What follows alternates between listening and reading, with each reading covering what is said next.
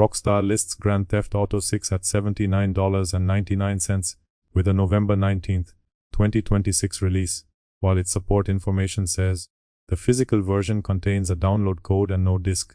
Apparently, the cardboard is now doing most of the physical work, because the software itself is not sitting inside the package the customer carries home.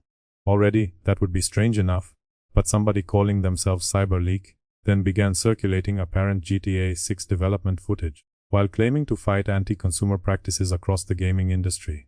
Naturally, the same campaign also promoted a cryptocurrency, turning a supposed consumer rights crusade into something much harder to trust once a financial product appeared beside the manifesto. Rockstar did not need a hacker to expose the contradiction, because the company's support page places the words physical edition beside a statement saying that no game disc is included. Imagine buying that version from a retailer, carrying the box home, peeling away the wrapping, opening the case, and finding an empty disc tray beside a redemption code instead of the game itself. Waiting behind that code are the storefront account system, download servers, and platform infrastructure that must work before the software reaches the console sitting under your television. Once the case is open, the physical object is already in your hands, while the playable copy still has to arrive from somewhere else. Meanwhile, CyberLeak points at broader complaints about digital control, while unreleased GTA 6 footage circulates under the same name, and copyright claims begin following the clips across social media. Alongside those complaints sits cryptocurrency promotion tied to the campaign, placing leaked material, consumer rhetoric, publisher demands, and a financial product inside the controversy. Even before anyone decides whether CyberLeak deserves trust, Rockstar's own page leaves a simpler question hanging over the entire story. Why call the product physical when the part that actually runs on the console is not being sold on physical game media inside the box? Since YouTube apparently requires a minor ritual sacrifice before showing gaming commentary to anyone, like the video, subscribe to the channel, and support this miserable operation if you enjoy watching publishers redefine ordinary words while charging full price for the privilege.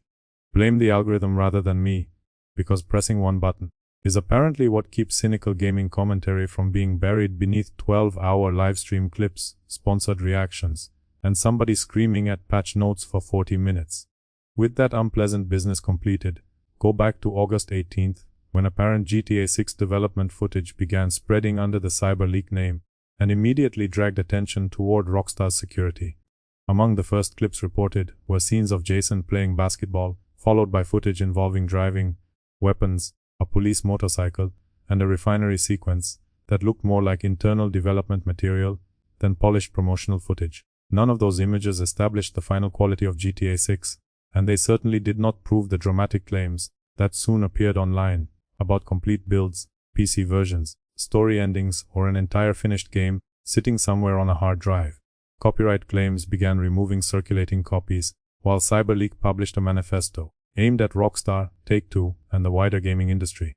Inside that manifesto were complaints that had existed long before the leak, including digital pre-orders, single-player content practices, and games remaining dependent on publisher-controlled services after customers had already paid for them. Framed beside unreleased Rockstar material, those ownership complaints gave the operation a consumer rights message that sounded familiar to anyone following preservation and digital control arguments. Then, the cryptocurrency promotion appeared beside those demands, linking the supposed consumer crusade to a token promoted through the same campaign. Suddenly, the person condemning companies for exploiting customers was also asking those customers to place trust in a financial product attached to an anonymous leak operation. Beneath that spectacle, Rockstar's own listing remained considerably simpler, because the company openly says the physical GTA 6 edition contains a download code instead of a disc. According to Rockstar's support information, the code-in-box version is intended to let buyers preload before the November 19th launch, giving the company a practical reason to use digital delivery inside a retail package. During that process, the console downloads the software through platform infrastructure, rather than reading it from physical game media, so the convenience and the missing disc are part of the same design decision. Placed beside an older disc-based release, the difference is immediate, because one purchase carries playable software on physical media, while the other carries a code pointing somewhere else. Handing an older disc to another person moves the software with the object, whereas passing along a redeemed code does not recreate that exchange, because the useful part has already been separated from the package. Collectors still receive something they can place on a shelf, but the collectible object and the playable copy no longer travel together once the software arrives through an account instead of a disk. Thousands of developers spent years building GTA 6 without choosing Rockstar's packaging policy. Yet unfinished work they created became part of somebody else's argument about ownership, preservation, and corporate behavior. Stop Killing Games publicly rejected CyberLeak's tactics and said illegal methods were unacceptable, drawing a line between criticizing industry practices and distributing unauthorized material.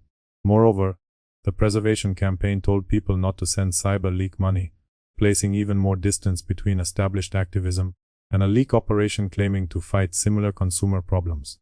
Instead of embracing the publicity, people already campaigning against game shutdown stepped away, while the cryptocurrency promotion remained attached to the CyberLeak campaign. At the same time, Rockstar continued advertising a physical edition without a disc, leaving the legitimate ownership complaint sitting there, after the messenger carrying it had become far harder to defend. Take-Two's copyright response pulled public attention toward leaks, security, stolen material, and legal enforcement, as circulating clips disappeared from posts and reuploads. As those removals spread, discussion shifted toward what CyberLeak supposedly possessed, and increasingly dramatic claims began appearing about complete builds, PC versions, the ending, and the possibility of releasing far more material. Users repeated those claims across forums, even though independent reporting had not established them as fact, allowing speculation to grow much faster than the confirmed evidence underneath it. Some community researchers also began tracing public cryptocurrency wallets and posting theories about how funds move between addresses, adding an amateur financial investigation to a story already crowded with speculation. Blockchain records can show transfers between visible addresses, but those records do not automatically convert an anonymous username into a verified person, or transform a forum theory into an official identification. Through every new rumor, Rockstar's support page remained unchanged, still presenting a physical GTA 6 edition, beside a statement that no game disc is included.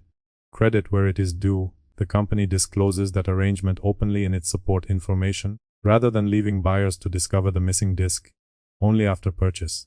Clear disclosure gives customers the information before launch, but it also leaves the wording exposed, because the product is still described as physical, while the game itself is delivered digitally. Yet criticizing that retail model does not require celebrating unauthorized leaks, because the people who built GTA 6 and the people who chose how to package it are not the same group.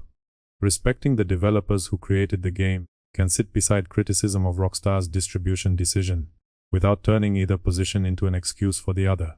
Across the controversy, Rockstar protects unreleased material, Take-Two protects its copyright, CyberLeak claims to protect consumers, Stop Killing Games protects the credibility of preservation activism, and Sony or Microsoft remain the systems through which the redemption code becomes playable software. Every participant has something they say they are protecting, while the official product description still shows a physical edition, whose game is not supplied on physical game media. Return to Rockstar's wording after the leaked clips, manifesto, token promotion, copyright claims, wallet theories, and forum speculation have crowded onto the screen. There, the description remains almost boring in its simplicity, because the physical edition contains a download code and a disk is not included. Set that support page beside the image of an open game case, and the contradiction requires no prediction about shutdowns, no claim that CyberLeak is a hero, and no theory about what publishers might do years from now. Ultimately, Rockstar gets the sale, Take-Two gets its copyright protection, CyberLeak gets the attention, the token gets promotion, and the platform remains the gate through which the code becomes software. Following all of the leaking, marketing, outrage, consumer rhetoric, legal action, cryptocurrency promotion, and moral grandstanding, Rockstar's own listing still resolves to the same image, a physical GTA 6 package with no GTA 6 disc inside it. Anyway, that's all I've got for today. Go away now.